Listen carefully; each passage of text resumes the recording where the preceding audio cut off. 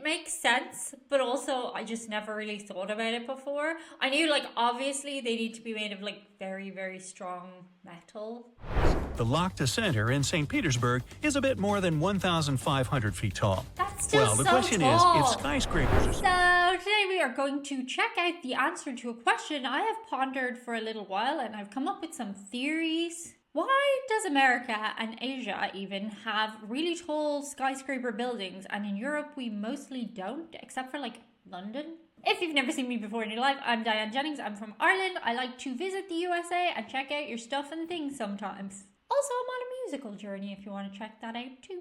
Largely, I think the reasoning, there must be like legislation in a lot of European countries about not having skyscrapers. I would think they are a bit dangerous. Like if you're on the bajillionth floor and you need to get to the bottom fast, that's risky. Also, the way buildings are made in Europe versus the USA is completely different. Like the building materials and apparatus. Sorry, I'm probably using the wrong terminology. We're going to find out for sure by watching this video from the bright side. Most of Europe's skyscrapers are concentrated in 5 cities. Those are London, Frankfurt, Paris, Moscow, and Istanbul. But Paris, of course. Haven't been to Moscow or Istanbul. Combined, all these places have fewer skyscrapers than New York City alone. For a building to be considered a modern skyscraper, it has to be about 490 feet high, which means it should have at least 40 to 50 stories. A story is simply one floor of a building with an average of 14 feet from floor to ceiling. In my video where I did the tilt thing in Chicago, where you go to the tallest building and they tip you over the edge, John F. Kennedy. Never been so high.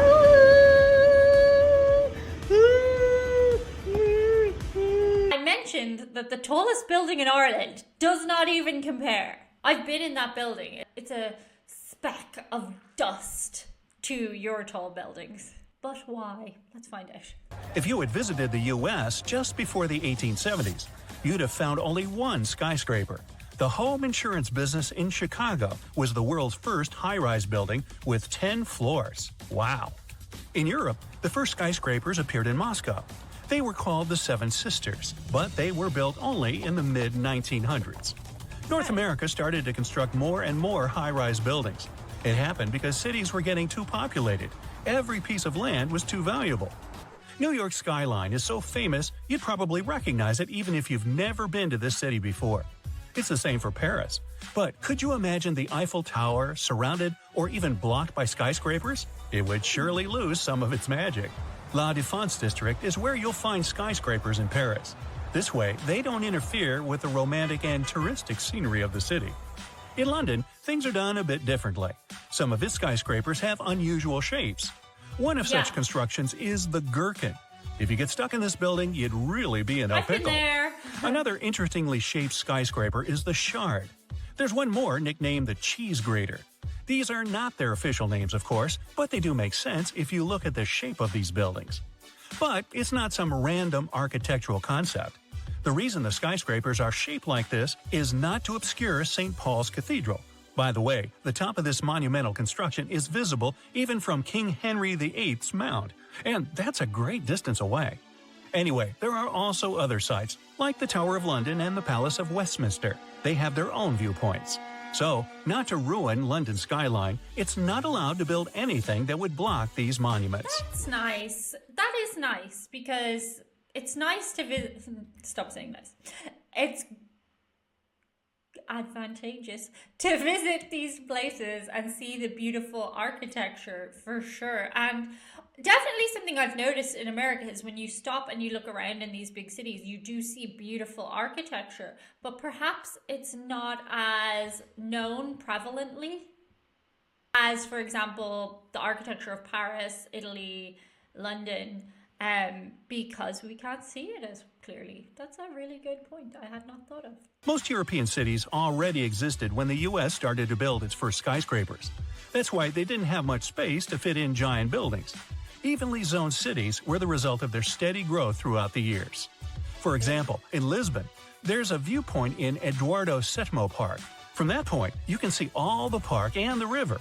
If suddenly there was a bunch of 490-foot-tall buildings standing around, this gorgeous view would be totally ruined. You wouldn't see the iconic avenue, and forget the river. Instead, there are buildings. Like Lisbon, many other cities in Europe don't want skyscrapers to spoil their cultural heritage. Take Germany. Most of their skyscrapers are in Frankfurt. In other cities, they'd rather protect and restore the buildings that are already standing. And even if, let's say, Berlin wanted to home some skyscrapers, it wouldn't be able to do it in any case. Its soil just wouldn't allow it. Put a skyscraper there and it'll sink. Constructing a foundation for a very tall building in Berlin would mean investing a lot of money. The soil's too sandy and soft. But what if you ignored all the cultural heritage and still decided to fill a European city like Prague with skyscrapers? First, you'd have to demolish a lot of what already exists there.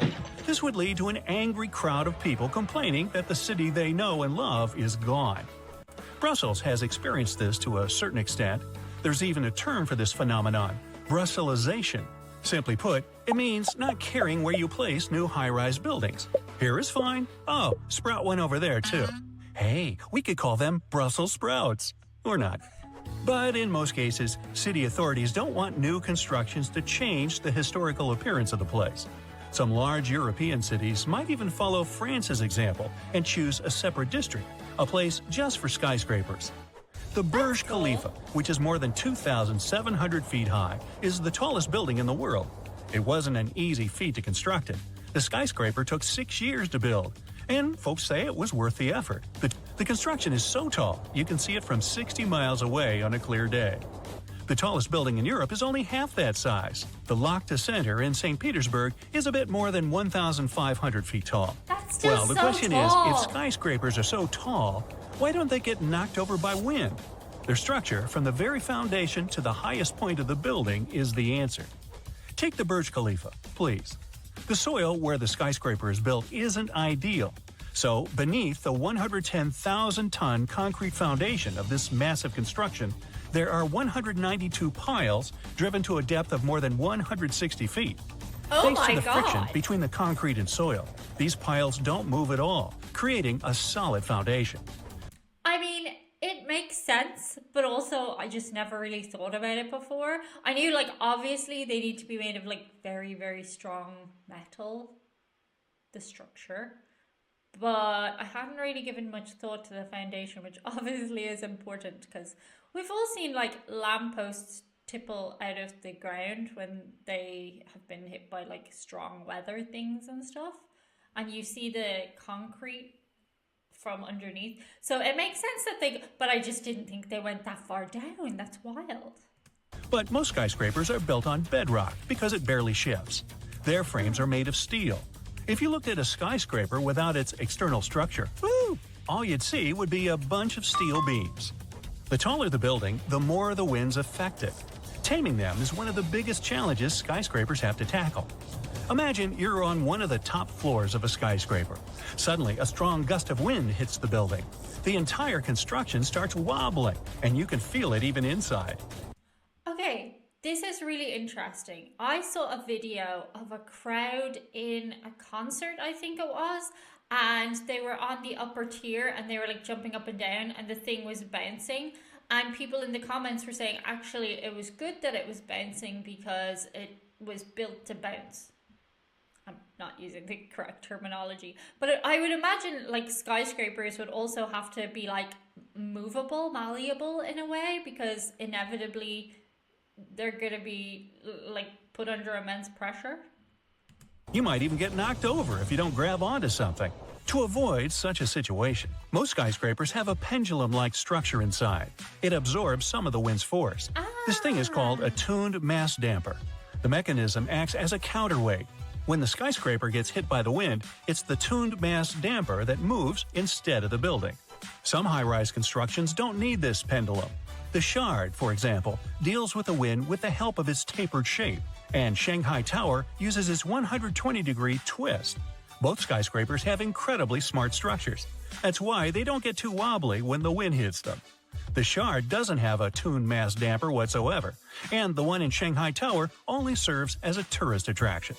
Before a building's design is finalized, it normally undergoes a wind tunnel test. A model city is built and tested with this new super tall addition. When the experts turn the wind on, it simulates real-life conditions. Let's say the model skyscraper breaks under the wind's pressure during the test. Then the chances are it's going to tumble over in real life, too. Winds up there can be so strong that things like wind turbines have become a thing. The Bahrain World Center has 3 of them right in the middle of the building. But there are some others. Strata SE1, for example, has wind turbines at the top.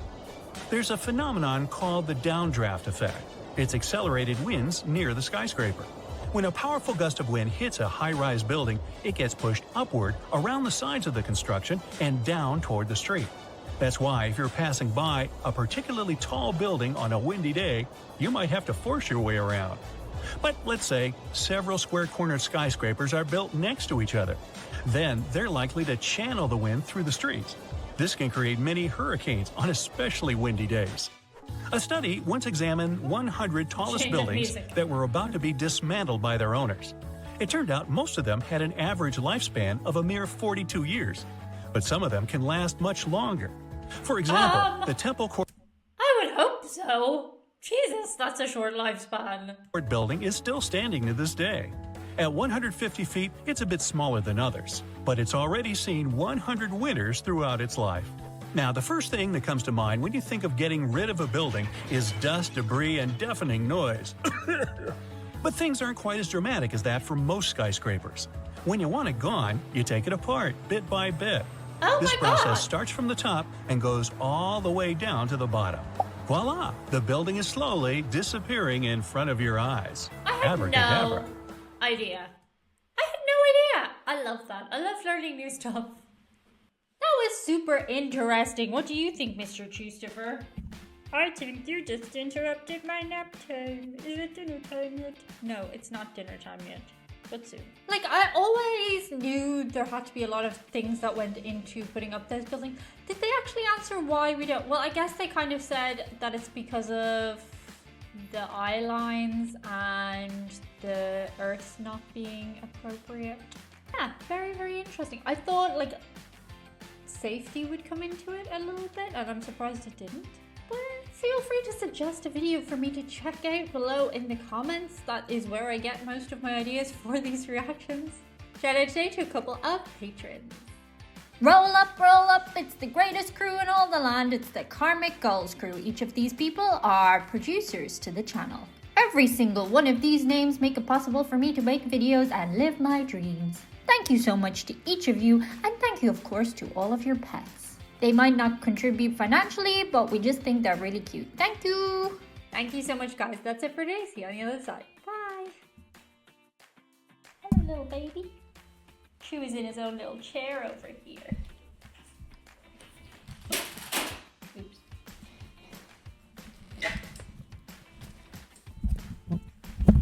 Everything's falling. Shit. That's not good.